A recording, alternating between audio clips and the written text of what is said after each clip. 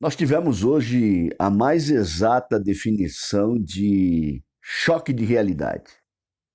Exatamente o que aconteceu hoje, nos 90 minutos de Maracanã, é o que a gente entende por choque de realidade, né?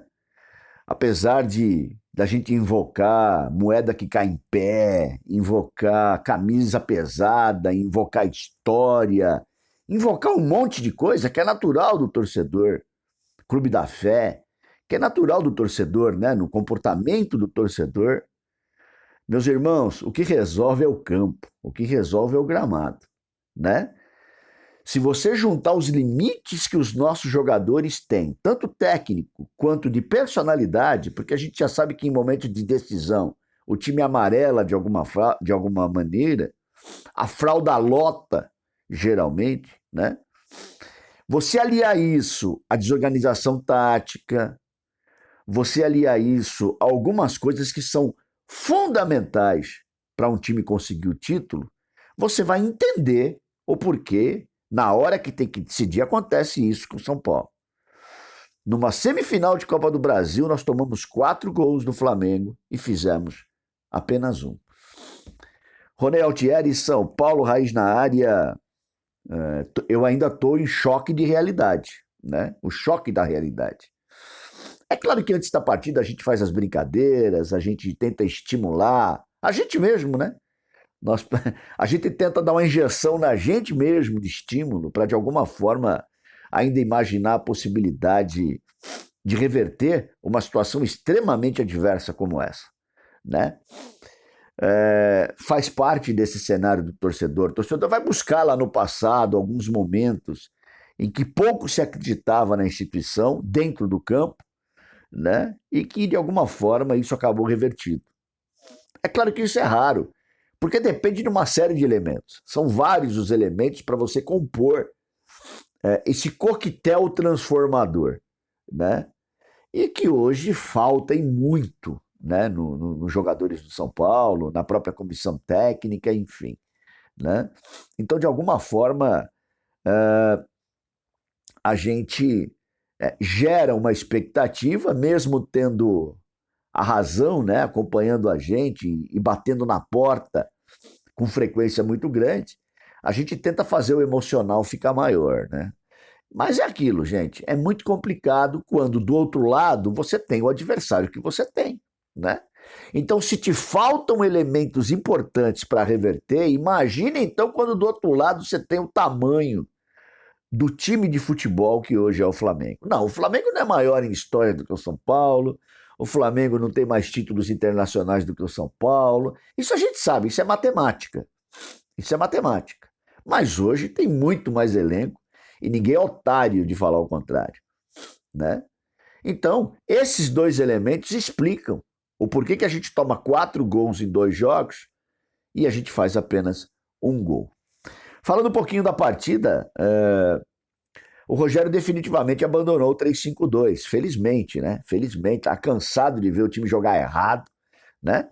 O time mesmo com 3-5-2 ser extremamente vulnerável. Então, assim, nas últimas 3 partidas ele deu uma arrumada no time nesse sentido. Porém, tem uma coisa que falta demais. Tem uma coisa que falta demais.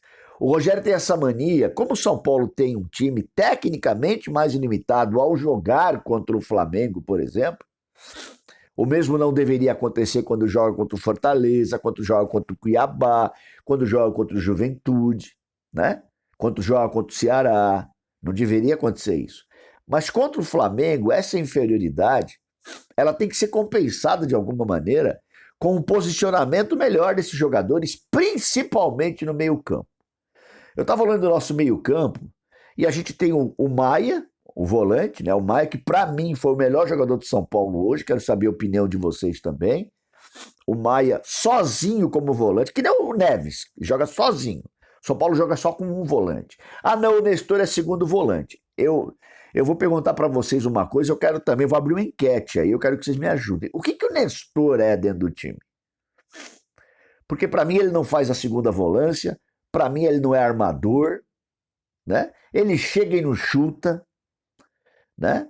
Então assim, Eu sinceramente, eu não sei, não marca, eu não sei dizer o que o Nestor também faz no time, né?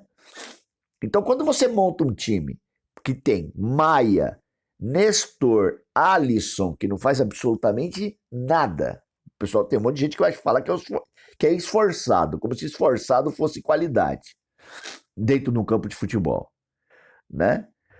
E o Patrick, gente, na verdade, ele é o ponta esquerda do Rogério Ceni. Na verdade, ele é o ponta esquerda. Ele só na hora que a posse de bola é do adversário, ele vem recompor ali no meio. Mas, na verdade, na hora que o São Paulo ataca, ele espreme ali daquele lado esquerdo. Então, o São Paulo joga, na verdade, agora num 4-3-3, que continua sendo vulnerável para você jogar contra o Flamengo. Pega o meio de campo, Thiago, João Gomes, Arrascaeta e Everton Ribeiro. Meu pai do céu. Como é que eu vou conseguir ter muito mais domínio do jogo com o meu meio de campo contra um meio de campo desse? Aí é delírio. Aí é delírio. Né? Não tem outro... Lembrando que a gente tinha que reverter 2 gols de diferença. Então, assim, além de tudo, tem esse ingrediente aí que é fatal. Não é verdade? Então, assim, é extremamente preocupante e eu fico muito preocupado ainda com o que vem pela frente com o São Paulo por causa disso.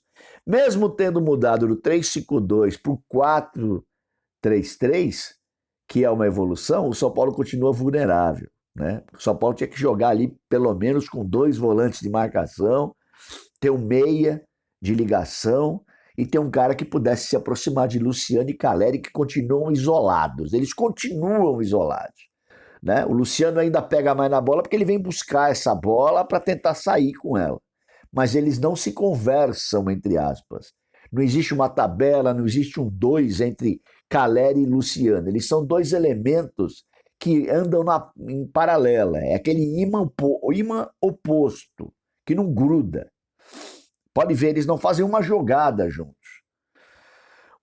Se for depender dos laterais, então, pelo amor de Deus, né? Aí nós estamos mortos. Eu vivi para ver Igor Vinícius bater uma falta no Maracanã. Eu vivi para isso. A gente tem vivido para cada coisa no São Paulo que, pelo amor de Deus, né? Então, assim, é um time acéfalo, né? É um time que não tem criação. É um time que fica tocando bola. Inclusive, de repente, para o pessoal que fala, não, mas o time começou bem, começou tocando bola, envolveu o Flamengo. Gente, eu vou deixar uma pergunta no ar para não ficar uma coisa que eu tô querendo forçar. Eu vou deixar uma pergunta no ar. É a gente que domina, né? É a gente que está jogando contra o Flamengo ou o Flamengo está deixando a gente achar que cuida do jogo, deixando a gente achar que toma conta do jogo? Essa é a pergunta. É uma pergunta retórica, na verdade. Porque para mim parece muito óbvio. Eles dão volume de jogo e jogam a hora que eles querem jogar. Foi o que aconteceu da metade do primeiro tempo para frente. Inclusive no gol que eles fizeram.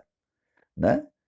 Eu tenho falado com uma frequência muito grande da nossa zaga sub-15. Eu acho um absurdo deixar o Miranda no banco e deixar Diego e Léo jogando. Eu continuo achando um absurdo isso. Né? Não, mas é por causa da velocidade. Que velocidade? Que velocidade é essa que falam? Eu quero saber de futebol, de desarme, de subir de cabeça, de dar carrinho, de dar o bote na hora certa. Seu Diego me perdeu uma bola com 2 minutos de jogo pro Gabigol, que foi quase gol deles, e depois me cai de joelhos no gol dos caras. Me permitem, gente, é limitadíssimo o nosso zagueiro, infelizmente. Mas tem gente que prefere chamar de monstro, tem gente que dá a abraçadeira de capitão pro cara e o cara se acha o Beckenbauer. O que eu vou fazer? Hoje é uma zaga sub-15 de um jogador limitado com um jogador adaptado. E com o Miranda no banco. Mas quem sou eu na fila do pão para escalar o São Paulo? Não é verdade? Aí, nesse sentido, você toma um gol desse daí e pronto. Vai fazer o quê contra o Flamengo no Maracanã? Ah, não, vamos acender uma vela aqui pro segundo tempo meter 3 gols. Haja vela que você vai acender, né? Vai acender 500 velas e não vai conseguir fazer um gol. Por quê? Porque não dá. Porque aí vem Éder, né? Tudo bem para descansar o Caleri, para descansar o Luciano, porque não tem mais o que fazer. Aí vem Éder, vem o Thales, né? Então, assim, aí a realidade bate novamente na tua porta. Ela não bate na tua porta, não, ela bate na tua cara. A realidade bate na cara da gente em momentos como esse, né? infelizmente, que a gente vive com o São Paulo Futebol Clube em situações de decisão, né? O time mais uma vez refuga, né? Repetindo, levando isso em conta o adversário, o tamanho do elenco do adversário, e aí não tem muito o que ser feito, tá? Também não dá para ficar exaltando, não vou ficar batendo palma, porque eu não tenho motivo para bater palma quando eu vejo esse time jogando. Eu não tenho motivo, né? De novo, a gente invoca um monte de coisa, mas o jogador tá com essa mentalidade. Ah, mas eles se esforçaram. Então é o que a gente vai escutar. Mais uma vez, né? O time não corresponde no resultado na hora da decisão. Mas enfim, bota na gaveta, fecha. Domingo tem o Ceará que a gente precisa ganhar, só isso lá em Fortaleza. E a gente já vai se preparando para a final da Sul-Americana, porque é o que tem para hoje. Tá bom, gente? É isso daí. Vamos em frente e avante, tu és forte, tu és grande, São Paulo Futebol Clube. Um abraço, tamo na área.